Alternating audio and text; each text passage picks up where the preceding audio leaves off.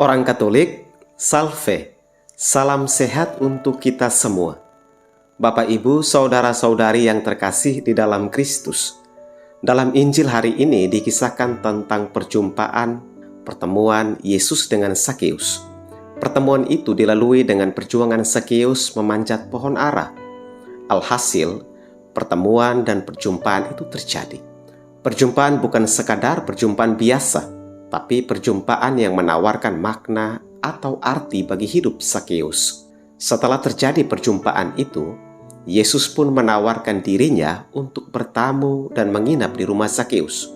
Sakeus, segeralah turun, sebab hari ini aku harus menumpang di rumahmu. Ini adalah sebuah tawaran yang sangat luar biasa dan istimewa bagi Sakeus. Sakeus segera turun, membuka hatinya lebar-lebar, dan menerima Yesus dengan penuh sukacita.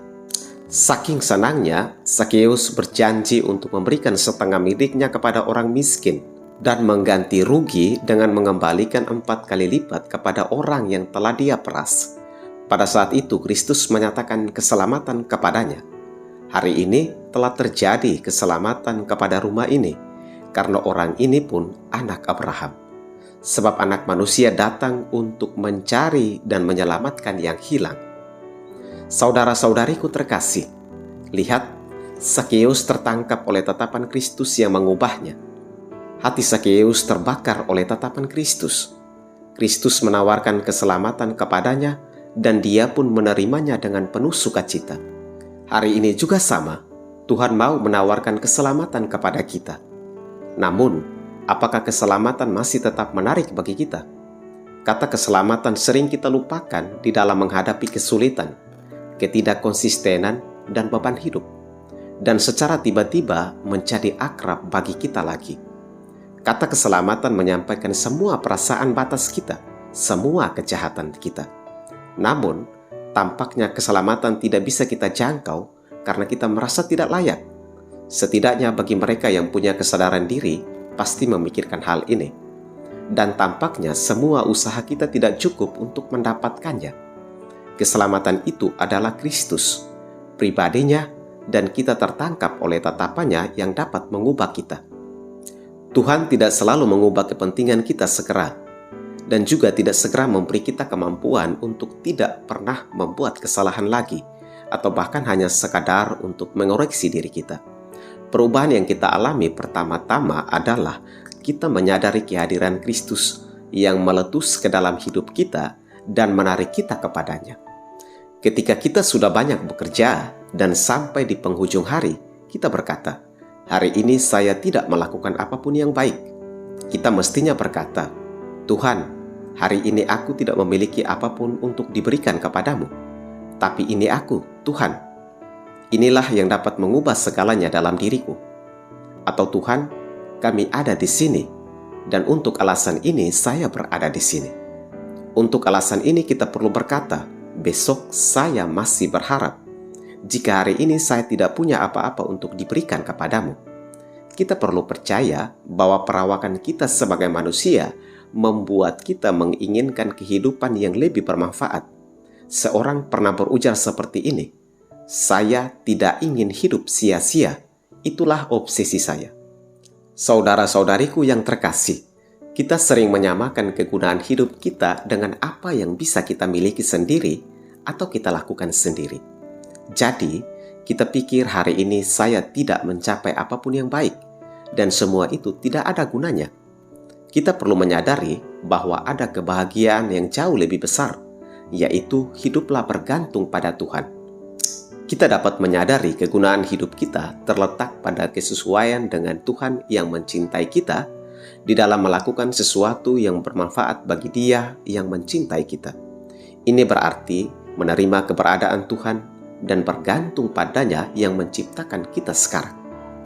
Ingat, kita hidup agar Kristus bisa diakui di mana-mana.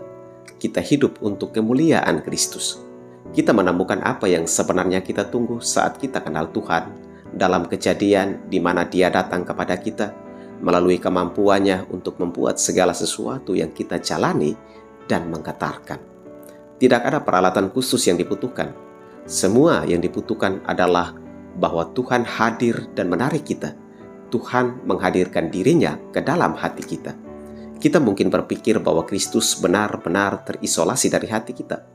Keselamatan tentu menarik bagi saya, tapi saya memikirkannya menurut model saya sendiri.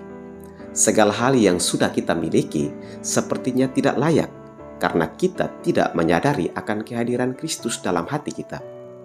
Jika kita tidak terbuka untuk mengenali apa yang muncul dari pengalaman kita, jika kita tidak memperhatikan gejala yang muncul dan mengikutinya, kita tidak akan tersentuh meskipun Kristus hadir di depan mata kita. Lewat kenyataan-kenyataan hidup, Tuhan akan menghancurkan pintu-pintu kenyamanan kita. Dan kita tidak tahu cara apa yang dipakai Tuhan untuk memanggil kita, atau bagaimana Tuhan akan mendobrak pintu kenyamanan kita dan membawa kita kembali, menjaga di depan saat kita pergi, dan melakukan sesuatu yang lain. Kita mungkin menyadari bahwa Kristus tidak lagi menjadi titik tolak hidup harian kita. Yang perlu kita tahu bahwa kita tidak kenal Kristus, dan karena itu sukacita tidak tampak di wajah kita. Kita melakukan semua hal, tapi kita tidak antusias terhadap kehadiran Kristus seperti pada awalnya. Sedangkan pada awalnya tidak begitu.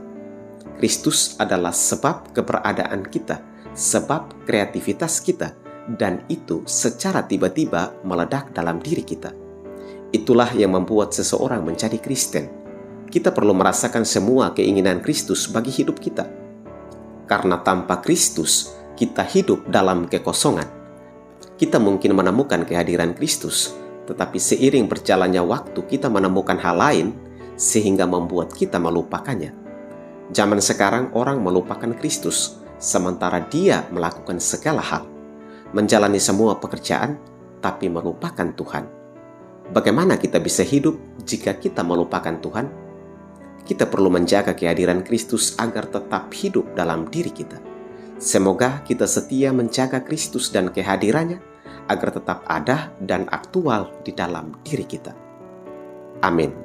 Selamat pagi, selamat berkarya. Tuhan memberkati kita semua.